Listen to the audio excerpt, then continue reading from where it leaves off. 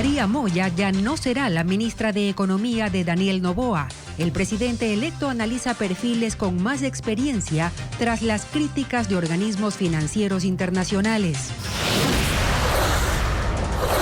La intención correísta de otorgar amnistía a Ricardo Patiño en la Asamblea no tiene apoyo de sus aliados socialcristianos y del bloque oficialista. A 2 días de terminar su mandato, el presidente Guillermo Lasso presentó su libro sobre los 900 días en el poder. Una nueva aerolínea de bajo costo se suma al mercado ecuatoriano. Operará desde marzo en la ruta Quito-Guayaquil-Lima con 5 aviones. Las Islas Galápagos son parte, según la Armada, de una ruta criminal del Pacífico usada por cárteles para el traslado de droga y de armas. 2 horas y media duró la reunión entre el presidente argentino Alberto Fernández y su sucesor.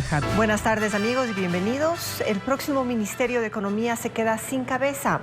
Saría Moya ya no liderará esa cartera de Estado. Con esto comenzamos, María Isabel. Hola Gaby y amigos, bienvenidos. Esto ocurre a 2 días de que el gabinete de Daniel Noboa sea posesionado.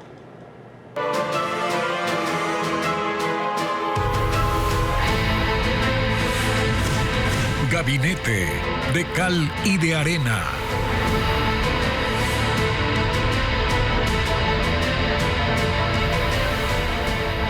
Saría Moya no será la próxima ministra de Economía luego de las críticas de organismos financieros internacionales por la falta de experiencia del equipo económico de Daniel Noboa. Moya se convertiría en titular de la Secretaría Nacional de Planificación. Luisa María Heredia con más datos.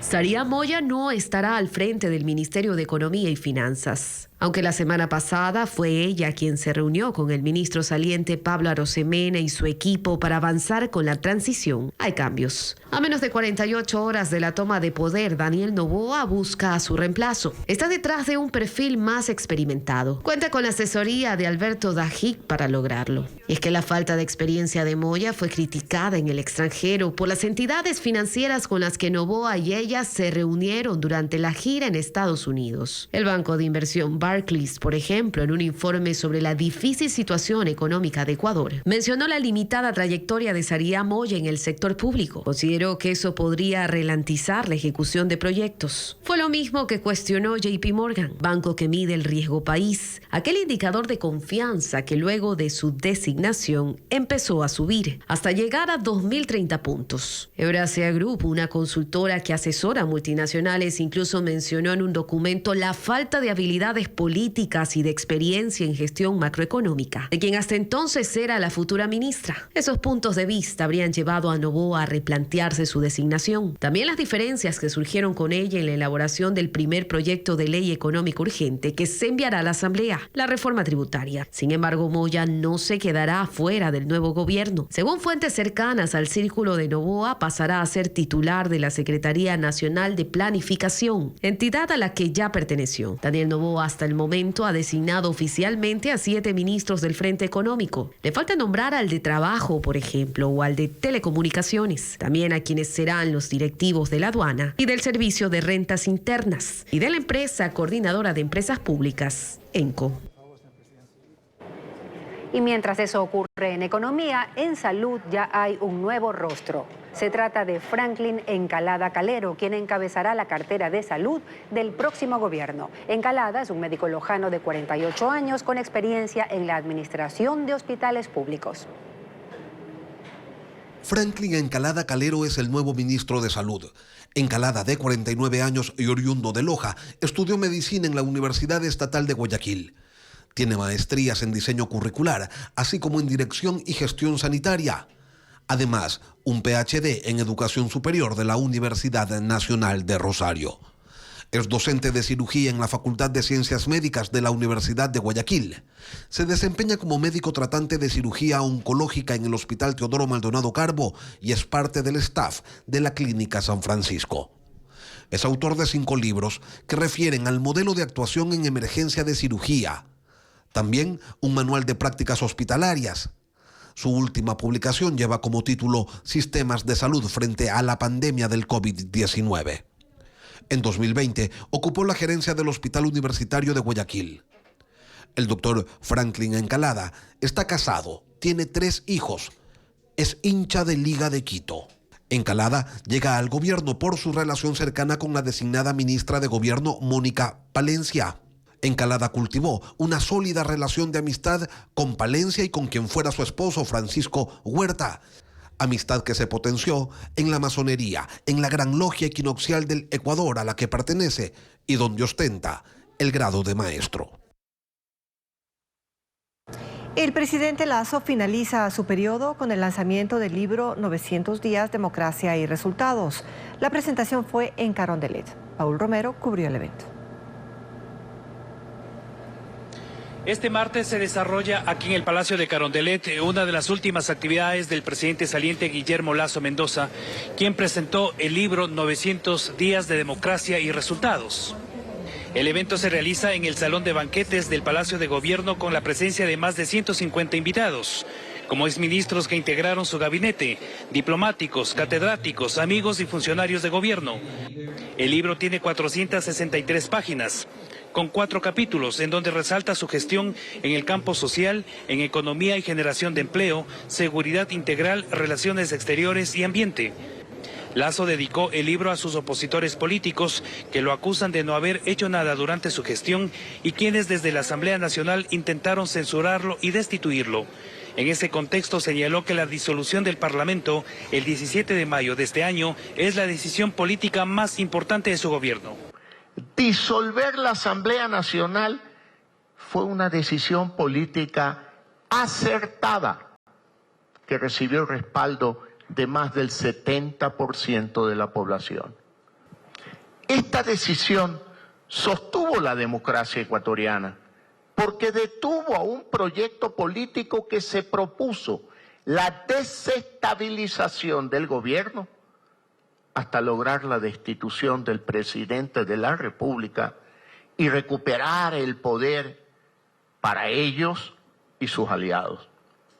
En el campo de la seguridad y defensa resaltó el acuerdo de cooperación que obtuvo su gobierno con Estados Unidos, con más de 160 objetivos para la recuperación de la capacidad operativa militar y también para la lucha contra las drogas con la Policía Nacional. Y del resto de actividades, de aquí en adelante, cuando ya termine sus funciones, el mandatario saliente señaló que trabajará desde el sector privado para la lucha contra la desnutrición crónica infantil. Ni siquiera los aliados de la Revolución Ciudadana respaldan una posible amnistía a Ricardo Patiño. Patricio Díaz cuenta que también fue rechazado por Construye. La posibilidad de que uno de los líderes de la Revolución Ciudadana reciba amnistía no es vista con buenos ojos por el resto de las organizaciones políticas de la Asamblea. Un colectivo presentó a la legislatura que fue cesada un pedido para que Ricardo Patiño reciba el perdón en la investigación en su contra por instigación. La presidenta de la comisión encargada, Paola Cabezas, anunció que debe seguirse el trámite de esa y otras solicitudes. Pero sus aliados, en la mayoría, y advierten que no apoyarán una amnistía para el ex canciller. El Partido Social Cristiano desde el anterior periodo se opuso a los procesos que se presentaron y esta vez mantienen la postura. Este no es un punto de acuerdo, nunca ha estado en nuestra agenda y por lo tanto nuestro voto será en contra. En la Alianza Democrática Nacional ADN, como se conoce al nuevo oficialismo, destacan que esa posibilidad no fue parte de ninguno de los diálogos y tampoco la respaldarían. Personalmente creo que no debe darse, creo que no debe continuar, inclusive hace unos minutos hablábamos como bloque, no es la intención de esta asamblea venir a dar amnistías, ese no es el concepto que nosotros habíamos planeado para la nueva asamblea. Construye, rechazó la opción abierta por el correísmo. Paul Buestán es parte de la comisión donde se tratará el tema. Pero sobre todo por un tema de consecuencia con el pueblo ecuatoriano. Es impresionante que pese a todo lo que vivimos en inseguridad, en impunidad, en corrupción, estemos preocupados en buscar amnistías. Nos opondremos y esa será nuestra posición de 3 asambleístas de Construye 25 que estamos en esa comisión. Para una amnistía se requieren 92 votos. Si las organizaciones políticas mantienen esa postura, para el correísmo será difícil alcanzar esa cifra. En marzo del año pasado, en la anterior asamblea, se consiguieron la amnistía para sus coidearios Paola Pavón, Virgilio Hernández y Jofre Poma. La amnistía para Galápagos es parte de una ruta criminal del Pacífico usada por varios carteles y no solo para el traslado de droga y armas, también trafican combustible según la Armada. Con el diésel logran llegar con sus cargamentos hasta México. Ecoavisa accedió a un informe militar en el que se determina que el narcotráfico marítimo se ha concentrado en el sur de Galápagos, la mayoría trasladada mediante lanchas rápidas. En el 2023, la Armada incautó 24 toneladas de cocaína bajo esa modalidad. Decomisos que se han realizado luego de operaciones con militares de Estados Unidos y Colombia o trabajos conjuntos con la policía de Ecuador. La información indica que las organizaciones criminales transnacionales identifican a Galápagos como punto de apoyo logístico, pues es considerada como gasolinera en el mar. Por ello, los narcos no solo reclutan a los pescadores para el traslado de drogas, también para conseguir el combustible subsidiado y poder transportar el cargamento. Los delincuentes salen en lanchas rápidas desde Ecuador continental, navegan unas 600 millas hasta llegar a Galápagos. Ahí se abastecen de combustible para navegar otras 1.200 millas y llegar frente a las costas mexicanas. Ahora ese mismo corredor es usado también para traer armas de uso militar desde Centroamérica a Ecuador. En el documento, la Armada concluye que el Centro Internacional de Investigación y Análisis contra el Narcotráfico Marítimo, hasta agosto del 2023, registró la incautación de 621 toneladas. Según información militar de Ecuador, el 28.4% de esas incautaciones mundiales de cocaína pasaron por Ecuador o fueron incautadas en este país.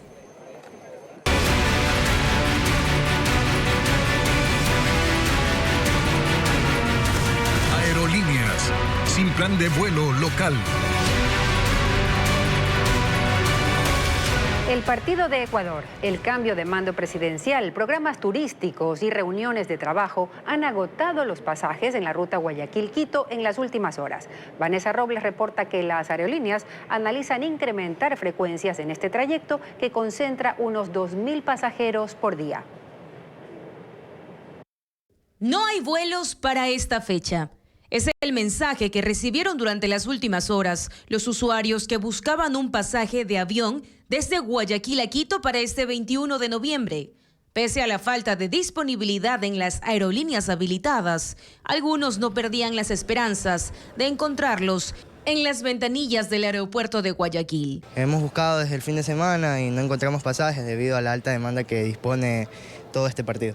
Y hay quienes para conseguirlos tuvieron que hacer varios intentos. Con mi esposa y mi hija. El tema colapsó, todo era un caos, las páginas estaban muy lentas, todo, y a la completa ya mostré tickets para poder ir a ver la selección. A los viajes de trabajo se suman los hinchas que quieren ir a Quito para ver el partido de Ecuador ante Chile, el cambio de mando de este jueves y el turismo, que hacen que esta sea la semana más solicitada, detallan las agencias de viaje. Incluso reconocen que hay variaciones en los costos. De lunes a miércoles, tarifas de $95 ida y vuelta o máximo de $130. La semana pasada todos los vuelos estaban como en $270 hasta $315.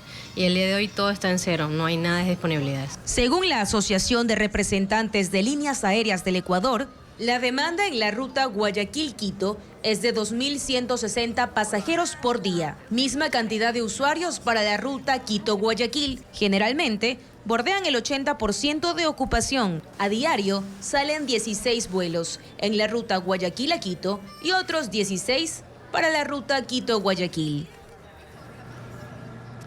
La aerolínea de bajo costo JetSmart iniciará operaciones en Ecuador el próximo año con rutas desde Quito y Guayaquil hacia Lima. Es la tercera empresa de estas características en Ecuador, luego del cierre de EcuAir. El informe con Adriana Bermeo. Este martes, la aerolínea JetSmart inició la venta de boletos a bajo costo para volar a partir del 6 de marzo del próximo año en la ruta Quito-Lima y desde el 2 de abril el trayecto Guayaquil-Lima. El precio de los pasajes solo durante esta semana será de hasta $110 y a partir de esa fecha entre el 25 y el 35% menos que otras aerolíneas. Por ese valor, los usuarios tendrán derecho a su asiento aleatorio y un bolso de mano. Para los servicios extra como la alimentación habrá un costo adicional. Los vuelos se harán en 6 aviones tipo Airbus que no tienen más de 5 años de antigüedad. La empresa de origen estadounidense opera en 6 países de Latinoamérica: Chile, Argentina, Perú, Brasil, Colombia, Uruguay y Paraguay. El lanzamiento de esta frecuencia se da después de un mes de que la aerolínea, también de bajo costo, EcuAir, dejó de operar en el país con pérdidas superiores a los $17 millones. Somos parte de un fondo de inversión norteamericano, lo cual nos da un respaldo financiero muy importante. Buscamos además tecnología que nos permita ahorro en combustible. Nuestros asientos, por ejemplo, son ultraligeros, lo que también ahorra en combustible, y todo este modelo de bajo costo es lo que permite bajos precios. EcuAir no es la única aerolínea que ha dejado de operar en el país. Otras empresas tampoco consiguieron los objetivos económicos como TAME, Saeta, Ecuatoriana de Aviación e Ícaro.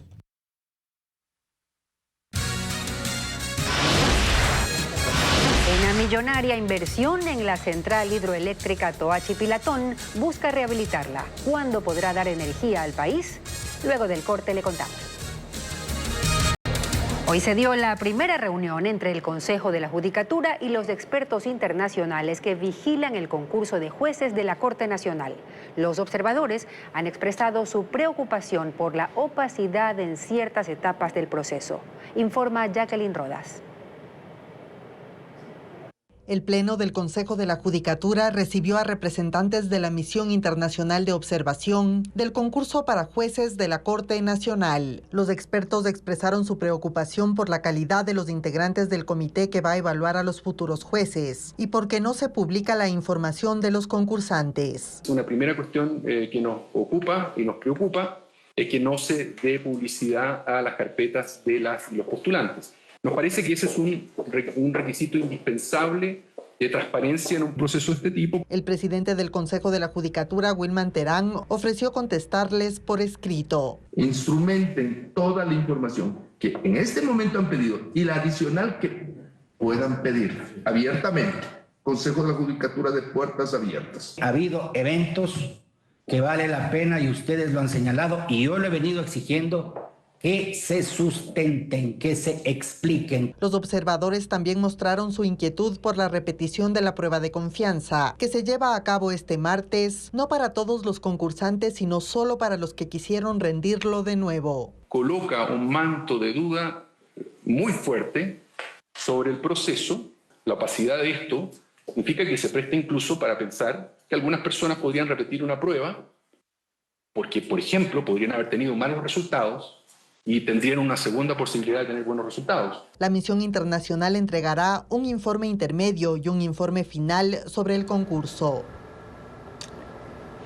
Se inicia la transición de gobierno en Argentina. El presidente electo Javier Milei se reunió esta mañana con el mandatario en funciones Alberto Fernández con miras al 10 de diciembre, día del cambio de mando. Nos reporta Pedro Jiménez. Javier Milei se concentra con su equipo más cercano en el Hotel Libertador en Buenos Aires. Desde ahí despachará hasta su posesión y es el sitio donde ha mantenido una serie de encuentros políticos. Pero para el de hoy con el presidente Alberto Fernández se trasladó hasta la Quinta de Olivos, residencia oficial de los mandatarios argentinos y que Milei ocupará desde el 10 de diciembre. La reunión comenzó pasada las 8 de la mañana y duró 2 horas y media. Del encuentro hay por ahora esta fotografía. Posturas rígidas, sin apretón de manos, y un comunicado de prensa citando que hubo un repaso por temas de Estado y la agenda internacional. En paralelo habrá un intercambio de información entre los equipos, aunque lo económico aún espera hasta la definición de Milei respecto a quién ocupará esa cartera de Estado. Por parte del gobierno de Fernández, es su ministro de Economía, Sergio Massa, candidato que fue derrotado por Milei, quien está designando al personal que traspase la información financiera al nuevo gobierno. Mientras que en lo político, Milei deberá buscar espacios para la gobernabilidad con un Congreso en el que tiene 38 de 257 escaños en la Cámara de Diputados y solo 7 de 72 puestos en el Senado. Y es ahí donde deberá concretar alianzas en estas 3 semanas que le quedan hasta su posesión como presidente. 100 pacientes fueron evacuados del hospital indonesio en la Franja de Gaza tras un bombardeo en las inmediaciones. Fuerzas israelíes han dicho que no se frenarán contra los edificios de atención médica que albergan a milicianos de Hamás. Ileana Suárez con más. El ejército israelí continúa asediando los hospitales de Gaza, el más reciente, el centro médico indonesio, ubicado en el norte de la franja, donde 12 personas murieron tras el impacto de un proyectil muy cerca del complejo. El lugar está rodeado por tanques israelíes y por francotiradores que desde edificios cercanos disparan a cualquiera que intente abandonar las instalaciones sin autorización. El Ministerio de Sanidad de Gaza confirmó que 100 pacientes fueron evacuados ayer. Otros 100 serán trasladados esta noche para ser enviados a varios centros médicos del sur. Pero aún quedan 500 pacientes más que deberán esperar dentro del sitio. Mientras tanto, el primer ministro Benjamín Netanyahu confirmó avances en las negociaciones para liberar a unos 70 rehenes. Dijo que aunque el primer objetivo es la eliminación de Hamás, el regreso de los secuestrados es prioridad. Y al parecer, habrá buenas noticias muy pronto. A cambio ha dado la aprobación para liberar a mujeres palestinas y menores de edad que están presos en las cárceles de Israel. Y ahora solo esperan que el grupo islamista acepte devolver a 70 rehenes cautivos desde el 7 de octubre. Brigadas de Al-Qassam, la rama militar de Hamás, confirmaron que tenían en su poder a unas 250 personas, incluidos soldados y civiles, pero que varios de ellos murieron durante los ataques aéreos de Israel contra Gaza. Incendios forestales destruyen 3 millones de hectáreas en la Amazonía boliviana. Los focos que habrían sido provocados por agricultores se salieron de control debido a la ola de calor. Una peligrosa mezcla compuesta por la quema ilegal de bosques, sequía y temperaturas superiores a los 40 grados centígrados ha desencadenado un desastre ambiental en Bolivia. La Amazonía de ese país está en llamas, con más de 5.000 focos en 5 parques naturales. Según las autoridades bolivianas, el fuego fue provocado, en algunos casos por agricultores y en otros por empresas que buscan más pastizales para el ganado. Los incendios han destruido más de 3 millones de hectáreas de vegetación, pero también han arrasado con poblaciones indígenas y avanzan hacia zonas urbanas. Además, el humo provocado por los incendios afecta la calidad del aire y decenas de escuelas tuvieron que suspender las actividades en los departamentos de Santa Cruz y Beni. Por ahora no se reportan víctimas humanas, pero sí miles de animales en la selva. El gobierno ha dicho que la emergencia sobrepasó su capacidad de gestión y pidió ayuda a Venezuela, Chile, Francia y Brasil para extinguir el fuego. A finales del 2024 ya deberá funcionar el complejo hidroeléctrico Toachi-Pilatón. El Estado invertirá casi 150 millones de dólares adicionales para rehabilitar esta obra, 13 años más tarde de lo previsto. Francisco Garcés la recorrió. Es la represa en el río Toachi, una imponente pared de hormigón de 60 metros de altura que deberá contener millones de litros de agua. La vegetación cubre completamente el lecho del río, en el lugar donde debería haber un inmenso embalse. Y el paso de casi una década de abandono ya es palpable en la infraestructura. La obra, contratada en el gobierno del expresidente Rafael Correa con el consorcio chino-ruso CWE, sufrió una serie de retrasos y problemas de construcción y luego vinieron los reclamos legales y el abandono. En el 2019, la rusa Interrao, que proveía los equipos electromecánicos, fue apartada del proyecto y más tarde sucedió lo mismo con su socia china, que se encargaba de la obra civil. Hasta ese momento el proyecto ya había costado $1.000 millones y no estaba listo para operar. En el 2019, la rusa Tiashmash fue contratada para reparar y proveer nuevos equipos electromecánicos por $125 millones. Y este año, el Cuerpo de Ingenieros del Ejército, por $18 millones, se encargará de concluir las obras civiles. Este es el túnel de carga que conducirá el agua desde el río Toachi hasta la central de generación de Ayuriquín. Pero en el análisis que se ha hecho, se han encontrado fallas como estas, que es uno de los frentes de trabajo que tendrá que realizar el Cuerpo de Ingenieros del Ejército. Además, se deberá impermeabilizar la represa, habilitar nuevamente el lecho del río, estabilizar taludes, entre otros trabajos. Tenemos estimado hacerlo en 3 meses, la reparación de estos 4 o 3 puntos que se encuentran de reparación. Si los planes se cumplen, a mediados del próximo año, la represa en el río Toachi y su generador, el túnel de carga y la casa de máquinas Ayuriquín con sus turbinas estarán en pruebas. Y si todo sale bien, para finales del año el país contará con 254 megavatios disponibles en una central que ya habrá cumplido 14 años desde que empezó a ser construida. La obra teatral convierte el dolor en arte. Manzana de Eva es un proyecto de mujer magia que pone en escena a quienes han vivido algún proceso de violencia. Las 2 funciones en Quito serán este martes 21 en el Teatro Prometeo a las 19 horas y el martes 28 en el Teatro Patio de Comedias a las 19 horas.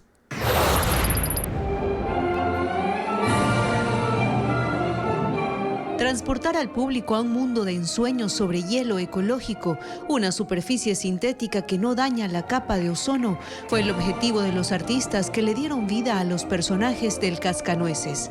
La obra se presentó en el Teatro Centro de Arte de Guayaquil. Actores de más de 10 países combinaron el ballet clásico con el patinaje artístico y cuentan la historia de Clara, una niña que recibe un cascanueces como regalo de Navidad.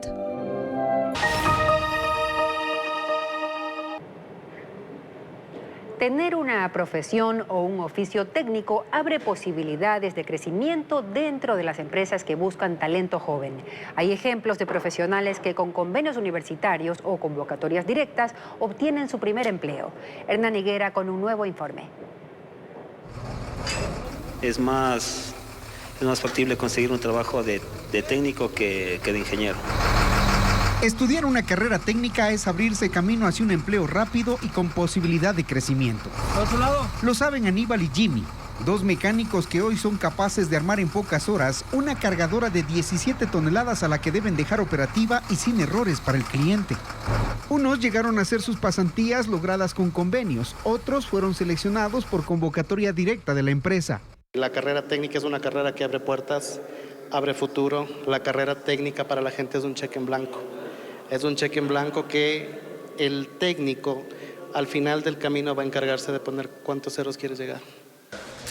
La innovación tecnológica eléctrica y electrónica obligan a empresas como Fatosla a tener como política indispensable la capacitación y actualización permanente del conocimiento de su personal.